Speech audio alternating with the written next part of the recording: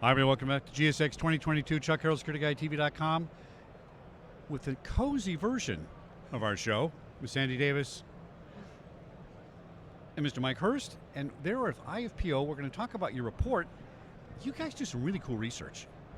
Yes, we're very pleased on one, having the opportunity to do the research with Dr. Martin Gill and Perpetuity Research, but more importantly is the outcome from the research. We've had over 10,000 downloads of the research document itself from the IFPO website, but more importantly, it really has positioned us, along with our global footprint currently, plus with the research, it has awarded us the position of being the security champion in terms of security officer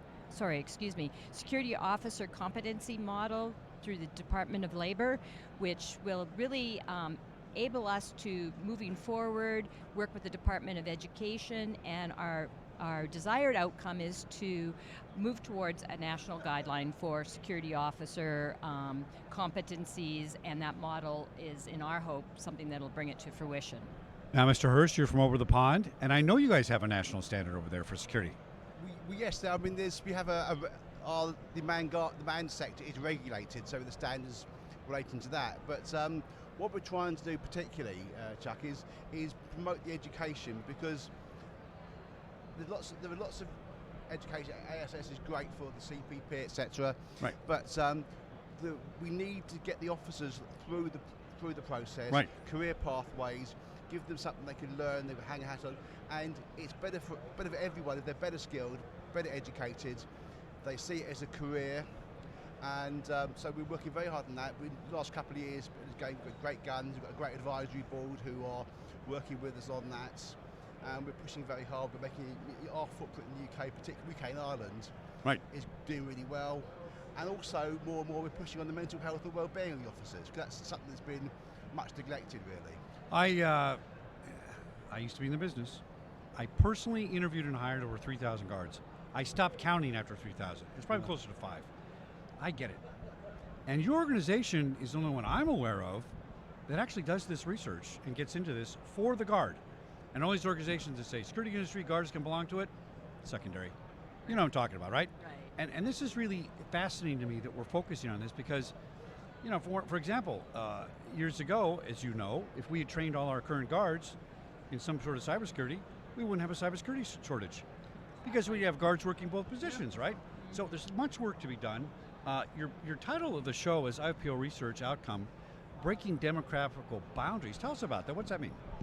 Well, as part of the research, we did include 9 various countries, which has really lent us the opportunity to share particular roles and responsibilities of security officers. So as educational providers, and based on the research, we can really accommodate and flesh out some of the core principles in one country versus another, right, which has really been productive and positive. And within the IFPO, and Mike can probably add to this statement when I say that our biggest area of growth right now is international, and building strategic partnerships with international organizations. So, Mike, do you want to add? Yeah, tell us about that. Well, absolutely. I mean, we're pushing both membership for the individual officers, but also we are. I know it's different in different jurisdictions.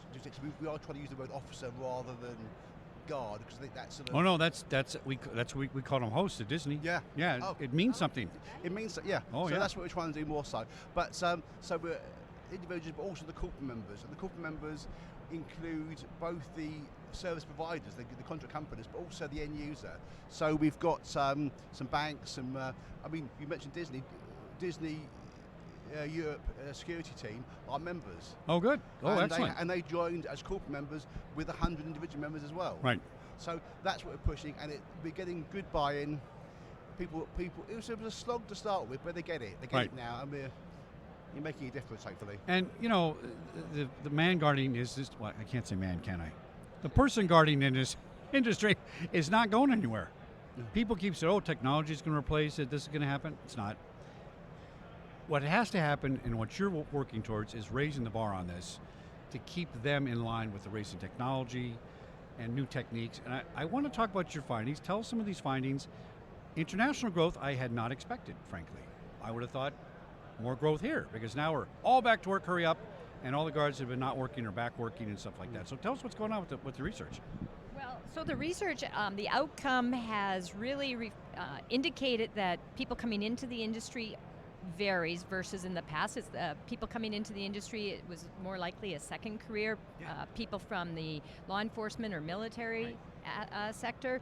Now we're having young people come into the world in the career of security, not because the pizza place isn't hiring, more so they're coming in with degrees in engineering, architecture, so the quality of people coming into the program differs. So part of the research indicated that, so we can better streamline our educational offerings to accommodate that new breed of people coming into the industry. And it's looked upon as a career versus the appeal of law enforcement, which we've seen over the years, is unfortunately not as appealing. So people are really looking for a career opportunity in the security industry. And the research really confirmed that belief, as well as looking at how much more, because of the, I hate to use this term, because the law enforcement industry, the defunding of agencies and so forth, there's a trust gap that needs to be filled.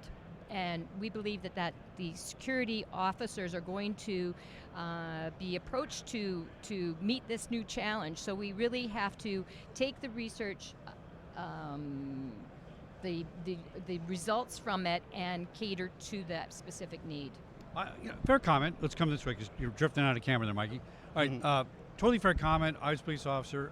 By the way, I didn't want to be in security. I had no desire to be in security. I got hurt, started working at Fox as a part-time job, became the director. It's just, I fell into it, right? I bumbled my way to the top. And I am happy to see people showing up with degrees saying you want to get into security. And you go, really? You want to come into security? Because my route was different. Volatile, it was a different time. And it's fair comment about the police, right? And Mike, you know this, and my friend, one of my best friends, was at 10 Downing Street back in the day. If you're gonna be a police officer in England, you got a 2 or 3 year program. This isn't like put you in the car in 6 months and you're out there, right? It's a different career. So I can see how now with the trust gap it makes sense.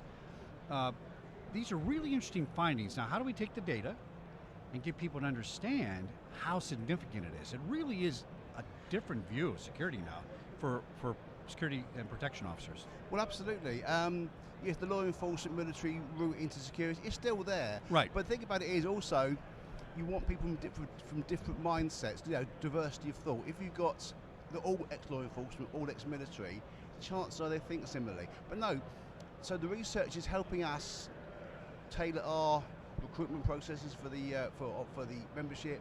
It's helping us tailor the education. We've launched a new e-learning platform in the UK and Ireland, IFPO Learn we call it, and also as these CPO, CWSM certifications evolve and develop, we can tailor those to meet the needs of the people coming into it, but also the needs of the industry and the profession. That's what we want to try and do, really. Yeah, so I didn't. I taught myself. Nobody had a manual that says, okay, you're a policeman, and police work and security work is the same thing. It's not even close to the same thing. Fun. I've had this conversation. It's a complete myth. It's nothing even. It looks and sounds the same, but it's not. Well, I think we have a reactive mindset and a preventative mindset. Right. And it's all about preventative mindset. Yeah. To as far as I'm concerned, Mike, you could probably... Well, you're absolutely right. Policing is great, and we respect our officers, but it's not security. Same in the military isn't security. Nope. What very often isn't security. But I think what people fail to realise sometimes is that the officers sometimes are looked down upon and not perceived greatly. But for most people, their only involvement with security is the officers they see at the front desk, right, walking the shopping mall, these sorts of things. So if we can improve the perception the officers have in society and security has, it's a virtuous circle. Because security, which, I mean, I'm telling you what you know, plays a really important role in business, in society, keeping us safe, protecting profits, protecting assets. So it's a win-win, and we can get people better trained, better increase the perception. Yep. Everyone wins. And it is perception. I mean, we got Animaniacs, one of my favorite cartoons, right, with the Warner Brothers guards and all that kind of stuff. That's a typical American stereotype, right? In England, that's a very serious profession. It's been a serious profession for a long time. Yeah. I mean, back in the day when the IRA was bombing things, right? I mean, you didn't think a security job was a easy job back then. No. And it's always been more serious. So it's all about that perception in each country and raising the bar and standardizing it. It makes sense. All right, give us your website. www.ifpo.org. And that's how people can contact you guys, get involved. Right. All right. Absolutely, yes, and we encourage it. We have a booth here today at GSX, and first of all, we're really happy to be here, and good to see you here, and Mike across the pond. But reach out to us, find our website, and or contact me directly, Sandi Davies at IFPO.org. Excellent. 6,000 guards in my database. You guys know who you are. Join now. Up the bar, raise your career, and these guys really know what they talk. They walk the walk, talk talk. No doubt about that. You're very welcome. All right, back in a minute here at Security Guy TV at GSX 2022 in Atlanta, Georgia. Thanks so much. Thanks Good a to lot. see you. Good to meet you in Thank you. person finally, Miss Sandi. Good to see you again. Good to see you.